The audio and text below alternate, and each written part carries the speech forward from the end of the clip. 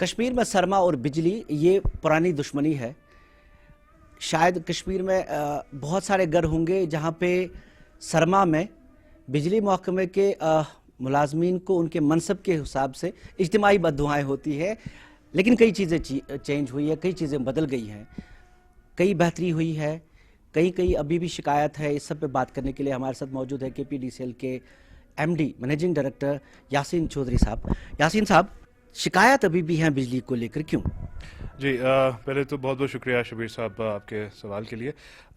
शिकायतें नई नहीं हैं, काफ़ी पुरानी हैं, और इनके मायने कि जो हमारे इश्यूज़ हैं वो भी काफ़ी पुराने हैं, और इन इश्यूज़ को रिज़ॉल्व करने में थोड़ा वक्त तो लगेगा ही, और हर साल स्टेप बाय स्टेप इम्प्रूवमेंट हो रहा है।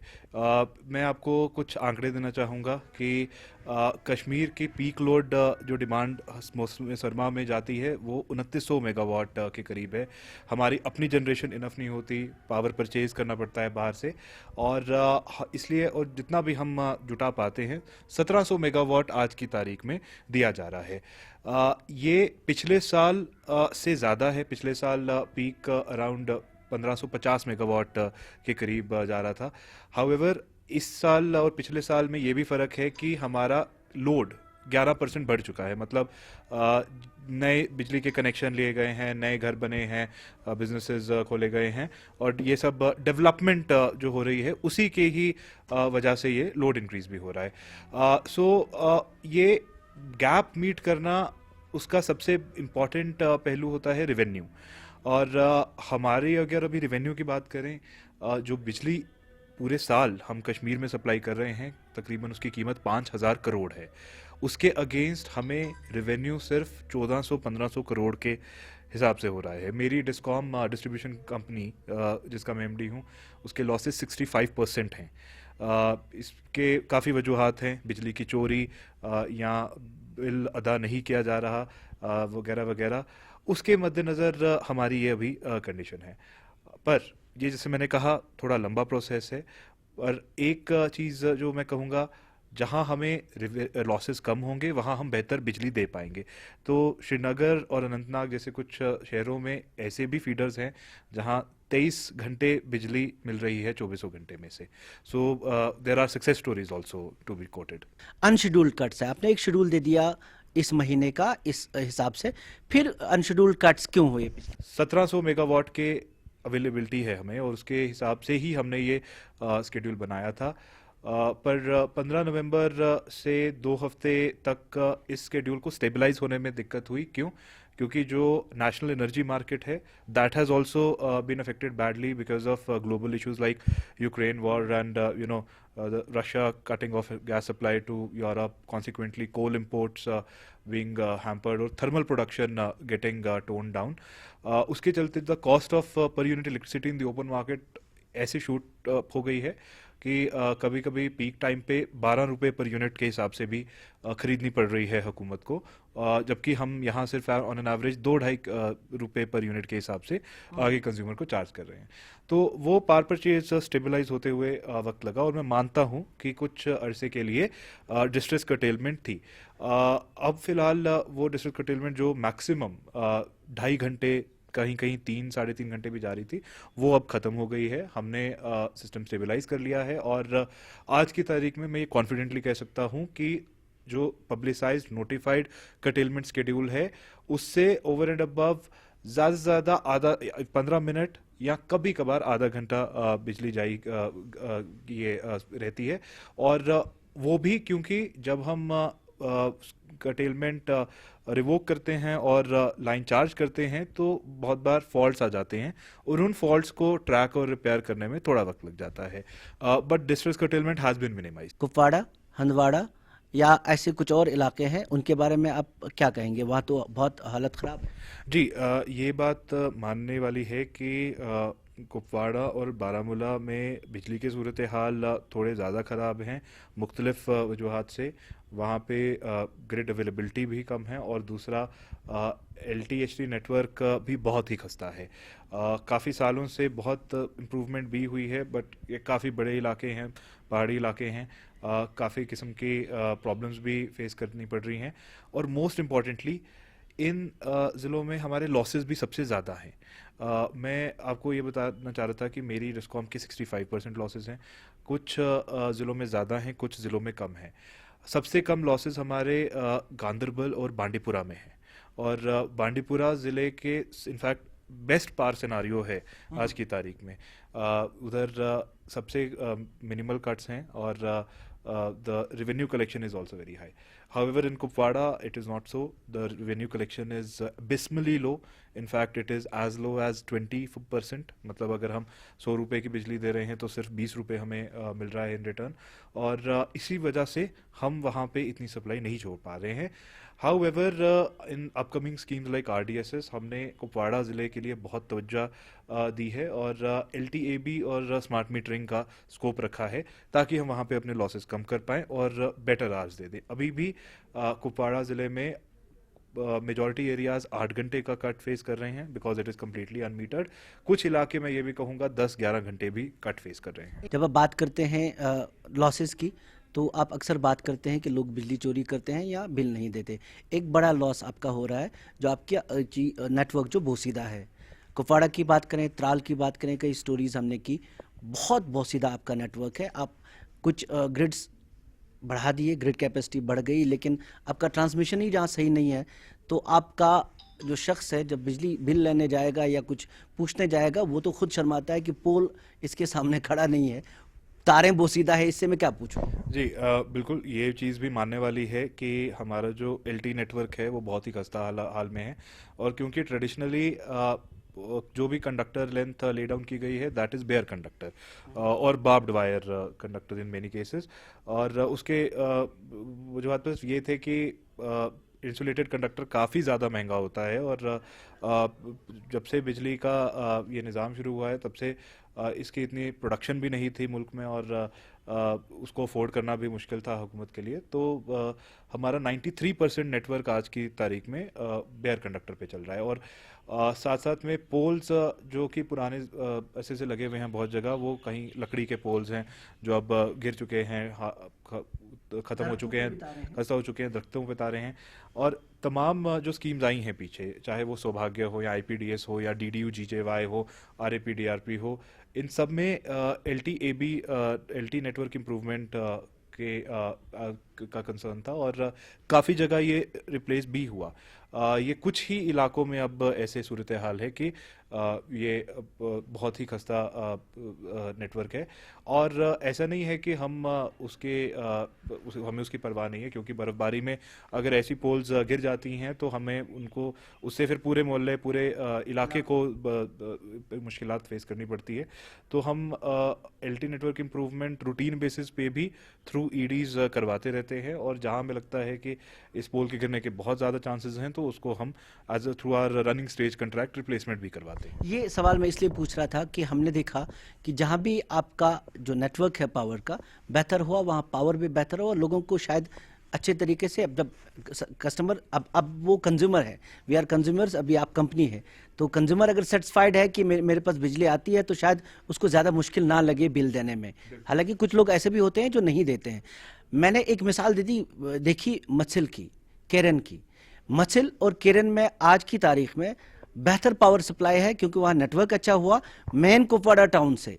तो इस तरीके से अगर शायद आपका ये नेटवर्किंग सही हो, लॉसेस भी कम हो जाए। जी एक चीज़ मैं इधर बोलूँ पहले कि हम डिफरेंट एरियाज़ में डिस्क्रिमिनेट नहीं करते कि इन टर्म्स ऑफ सप्लायर्स, ठीक है, सप्लायर्स उतने ही रहेंगे, पर जैसे आपने कहा जहाँ नेटवर्क बोसीदा है वहाँ पे हर बार कर्टेलमेंट रिवोक होने के बाद फॉल्ट्स आएंगे ही आएंगे। या थोड़ी बहुत बर्फबारी के चलते कुछ पोल गिर जाएंगे या कंडक्टर स्नैप हो जाएगा, तो उस फॉल्ट इमरजेंसी की वजह से ये जो पावर आउटेज हो जाती है, डिस्ट्रेस कर्टेलमेंट सॉर्ट ऑफ हो जाती है और लोगों को ज़्यादा घंटे बिना बिजली के रहना पड़ता है। जहाँ पे नेटवर्क स्ट्रांग और सिक्योर है वहाँ पे जो हमारा कर्टेलमेंट शेड्यूल है वो स्टिक करना ज़्यादा आसान होता है। तो आपने सही फरमाया कि ये फ़र्क दिखता है। अभी आप सीधे इस मोड पे जा रहे हैं कि पैसा दे दो, बिजली ले लो। जी it's not as simple as that.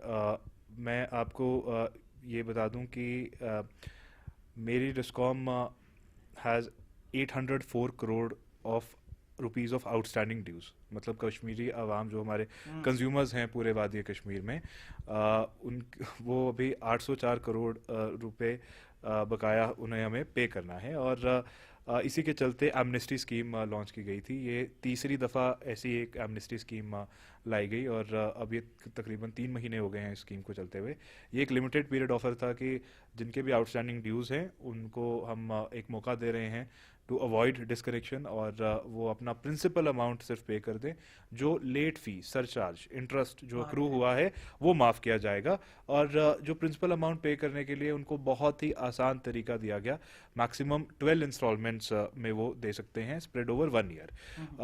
देखिए, मैंने शुरुआत में बोला कि हमने ये साबित करके बताया कि जहाँ जिन इलाकों में लॉसेस कम हैं, रेवेन्यू बेटर है, वहाँ हम बेटर इलेक्ट्रिसिटी प्रोवाइड कर पा रहे हैं।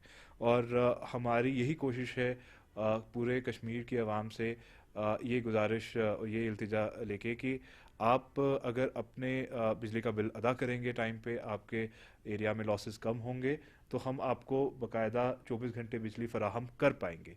और पर ऐसा भी नहीं कि इंस्टेंटली जहाँ पे नहीं, वहाँ जहाँ बिल नहीं भर रहे लोग वहाँ हम काट रहे हैं, वैसा भी नहीं है। हमने इसीलिए ये 12 इंस्टॉलमेंट्स 12 महीनों का टाइम दिया है, ताकि लोग कुछ कुछ रकम देते रहें और अपना कनेक्शन जारी रखें। उसके बाद डिस्कनेक्शन ज़रूर होगा, और वो अभी हो भी रहा है। पर ब्रॉड चीज़ जो आवाम को समझना ज़रूरी है कि आज की तारीख में just like there's no such thing as free lunch, there's no such thing as free power. Electricity worldwide, nationwide has been monetized. ऐसा कहीं नहीं हो रहा कि किसी भी इलाके में लोग मुफ्त बिजली ले रहे हैं। पहले भी नहीं था, ऐसा नहीं था कि अभी तक हमें मुफ्त बिजली मिल रही थी। आपको बिजली तब भी बाकायदा बिल के अगेंस्ट ही मिल रही थी, पर आप या तो उस बिल को पे नहीं कर रहे थे, और अगर बिल आपका नहीं आ रहा था तो मायने आप बिजली चोरी कर रहे थे। There are only 2 ways of looking at it.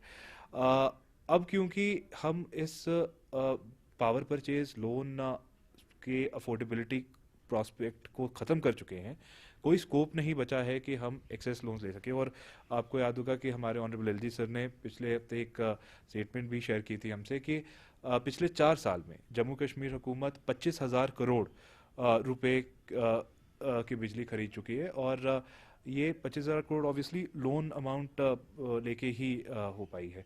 Last loan हमने पावर फाइनेंस कॉर्पोरेशन पीएफसी से लिया था 3 महीना पहले, तकरीबन 3500 करोड़ का, जो पिछले साल की पावर परचेज लाइबिलिटीज़ क्लियर करने के लिए था। और आज की तारीख में अंदाज़न हर दिन 10 से 20 करोड़ रुपए खर्चे जा रहे हैं per day for power purchase. और ये इस वक्त चलते, जैसे मैंने कहा कि energy markets are shooting through the roof, 12 रुपये पर यूनिट की बिजली मिल रही है। और एट द सेम टाइम जहां हमारे लॉसेस 65% हैं, तो किसी भी हुकूमत के लिए इस सिनारियो में 24/7 इलेक्ट्रिसिटी देना by unlimited power purchase is just not financially feasible. हम वही तब कर पाएंगे। हम पहले की सरकारें ऐसा नहीं करती थी कि पावर काटेंगे जी, आपको बिजली नहीं मिलेगी जी। पहले भी काटते थे, बट उतनी शिद्दत से नहीं, क्योंकि जब ये लोन एक्रू होने का सिलसिला शुरू हुआ तो तब प्रेशर नहीं था। अब लोन इतना ज़्यादा जमा हो गया है। और देखिए, democratic government is by the people, of the people, for the people. हम जो लोग हमें देंगे हम उसी पे ही गवर्नमेंट चला पाएंगे। और हम ये इल्तिजा कर रहे हैं आवाम से कि आप हुकूमत की मजबूरी भी समझिए कि ये एक एंडलेस अनलिमिटेड सप्लाई प्रोसेस नहीं हो सकता।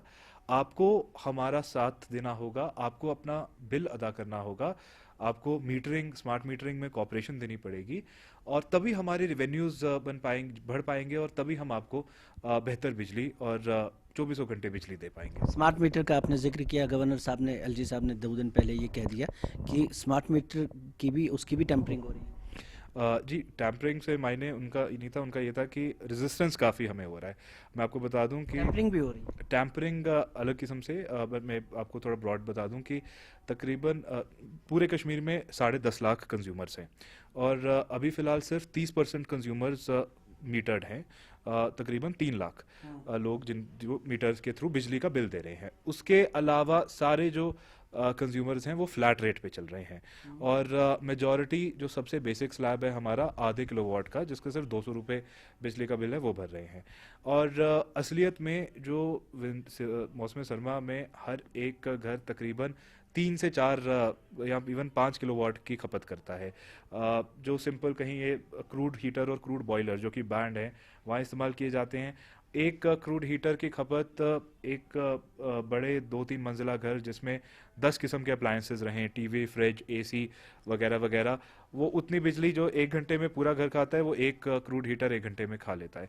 तो अगर आप फ्लैट रेट पे चल रहे हैं और 4-5 किलोवाट कंज्यूम कर रहे हैं और सिर्फ उसके बदले हमें आधा किलोवाट का 200 रुपया मिल रहा है, तो ऑब्वियसली हम लॉस में जाएंगे। स्मार्ट मीटर होना ज़रूरी है ताकि हम एक ट्रांसपेरेंट रीडिंग जो जिसमें कंज्यूमर को भी कोई शक नहीं हो और हमें भी कोई शक नहीं हो, वो जनरेट कर। जब मीटरिंग की आप बात करते हैं ना, इस पे बहुत सारे लोग चिढ़ जाते हैं।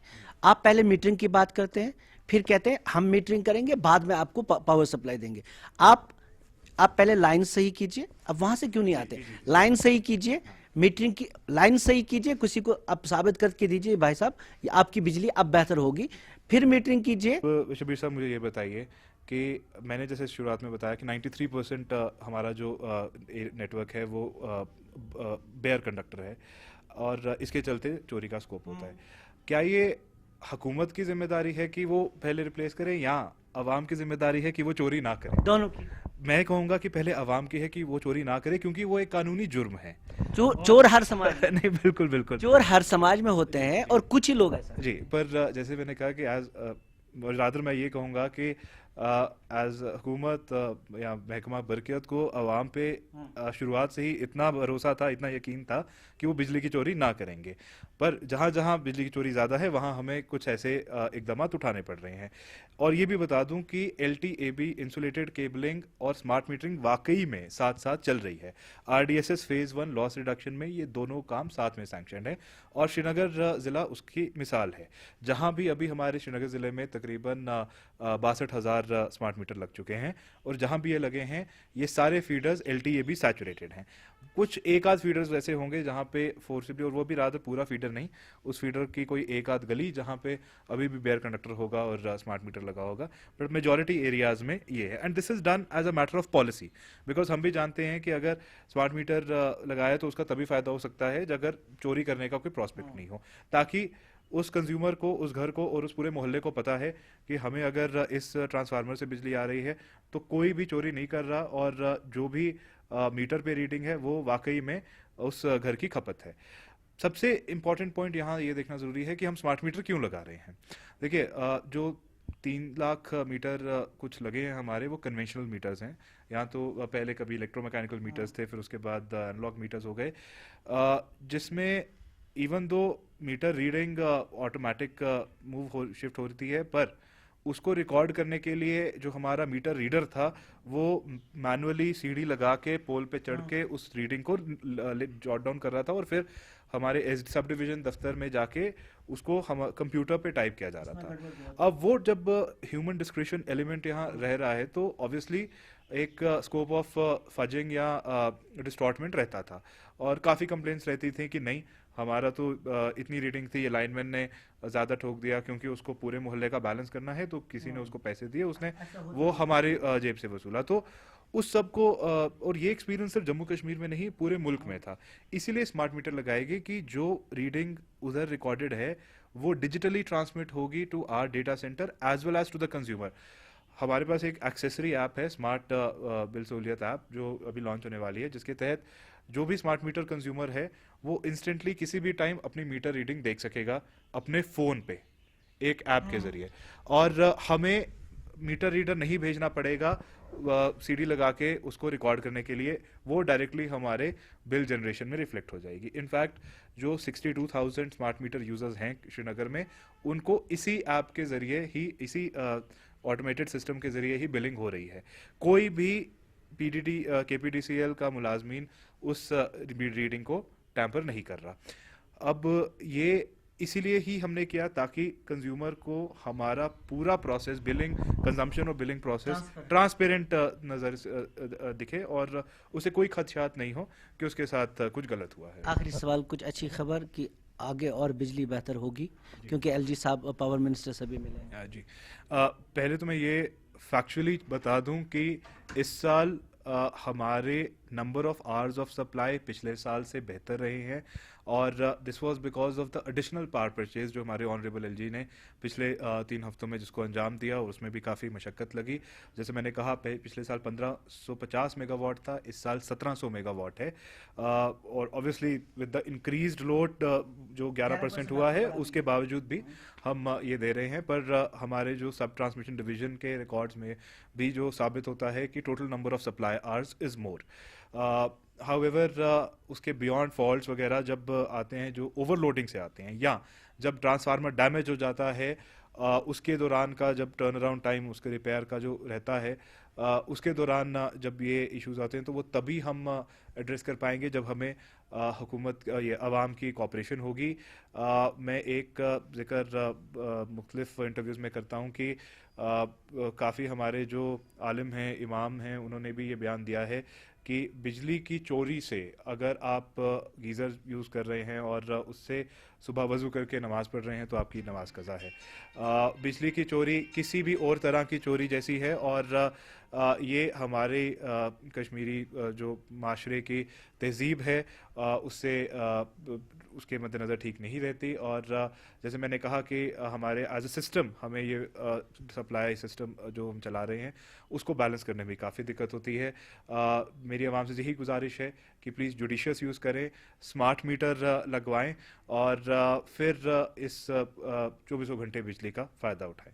शुक्रिया यासीन साहब, जो हमें बता रहे थे कि कुछ चीज़ें आवाम के लिए बहुत ज़रूरी इंसाफ से यूज़ करें। अगर हम एलपीजी सिलेंडर का तरीके से इस्तेमाल कर सकते हैं तो बिजली का क्यों नहीं, ये ज़रूरी हम पे भी है। लेकिन इन्हें भी कई चीज़ें, कई सवाल आपके भी थे, कई सिस्टम में बेहतरी लानी है। उम्मीद करेंगे कि आगे बिजली अच्छी मिले और यही खबर आखिर में कि हम सब मिल के एक सिस्टम को चला रहे हैं। अगर साथ में हम अपना ख्याल रखें और हमसाए का भी, तो शायद ये चीज़ें आसान और बेहतर हो सकती हैं। जहांगीर अजीज़ के साथ शबीर अहमद, न्यूज़ 18 श्रीनगर।